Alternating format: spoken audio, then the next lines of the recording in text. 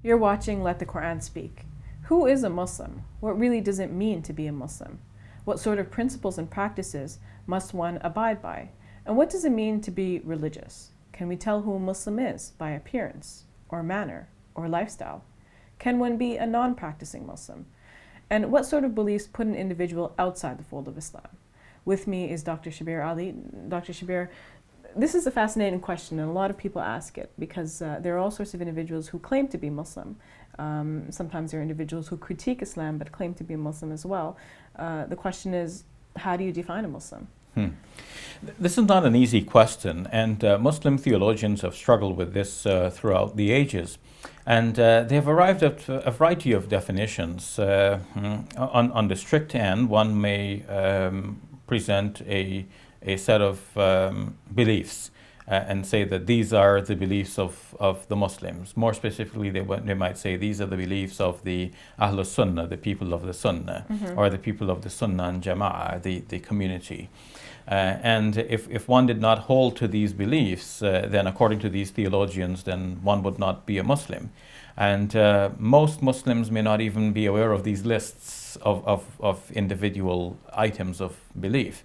And so by such a strict definition, some of us may not actually qualify. And then on the other hand, at the loose spectrum, not so much loose, but it's not the right word, but maybe at the liberal end, or a more inclusive view, might say that if anyone subscribes to the kalima of Islam, which declares there is no God but God and Muhammad is the messenger of God, such a person is a Muslim. Sometimes it is said that the Ahlul Qibla, which means the people who pray in the particular direction of prayer that Muslims observe their prayer in, then that person is a Muslim. And some have just simply said that if anyone eats our slaughtered meats, then that person is a Muslim. So this is at the other end of the spectrum, the more inclusive sort of end. Now, in modern times, one self-identifies as having a certain identity, and people accept that individual as such. So one says, I'm a Muslim, then people accept that person as being a Muslim, and other things as well. Would that work also? I think this acceptance of self-identity is important. Otherwise, we place ourselves in positions of trying to judge others. And there's no limit to this. If we decide that we will judge if a person is a Muslim or not, or a Christian or not, or a Buddhist or not, then we have to have ultimate knowledge of all of these systems, and we have to know who is who and how to judge them. In terms of being Muslim, there are many aspects to being a Muslim. Some are outward, and the most important aspect is actually inward.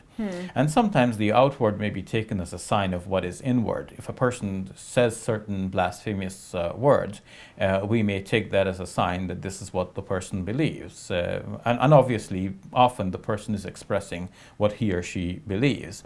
So if a person says, I don't believe I'm a Muslim, well, then we have to take the person's word for it. Or if the person says something that is equivalent to that, then one might say, well, this is a sign that the person does not really believe. But we have to be careful in drawing these conclusions, because people can draw conclusions from hints and from suppositions. One can assume that they know what's in a person's mind, but in the classical literature it is mentioned that if somebody utters something that is considered blasphemous, then it is not automatically to be taken that the person is a non-Muslim or that the person has reneged from the religion of Islam, but the person may be asked to clarify. And in fact, the doubts should be in his favor. You should assume that he means something good, or that he intends something different from the way in which the words sound. Because we all say things that do not come out the right way. And we must give other people the benefit of the doubt.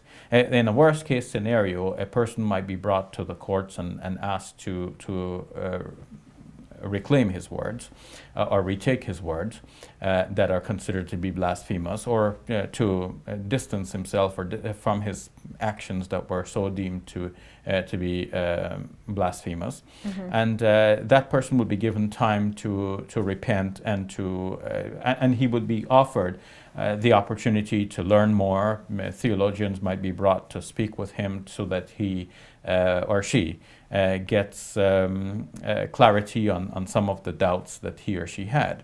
Can one tell who a Muslim is by appearance or by lifestyle or manners, behavior perhaps? One should be careful about drawing any conclusions about the Islamness of a person based on certain observed appearances or lifestyle. At the same time, there are certain things which are associated with Muslims, so that when we see these, we take these as visible signs that the person is a Muslim. For example, Muslims pray in a particular way at regular intervals throughout the day. So if a Muslim is seen doing that, then obviously he or she is immediately recognized as a Muslim. There are certain ways in which Muslims dress in some contexts, and so if those items of dress or manners or styles or extent of covering is observed, then one would know that this person is a Muslim. But we cannot say the contrary, that if these signs are not there, then the person is not a Muslim, because the person may have a very strong and deep faith that is internal to the person, and we're not in a position to judge that. Now, can someone be a non-practicing Muslim, as in have the beliefs inside but not affect them in any way in terms of actions? Yes, based on the broader definitions of what is meant by a Muslim, we would count all of these individuals as Muslims. Typically, a person may be born in a Muslim home. He or she knew their parents to be Muslims, and as far as I can recall, they are Muslims. But they haven't done anything specific that are known to be specifically Muslim things.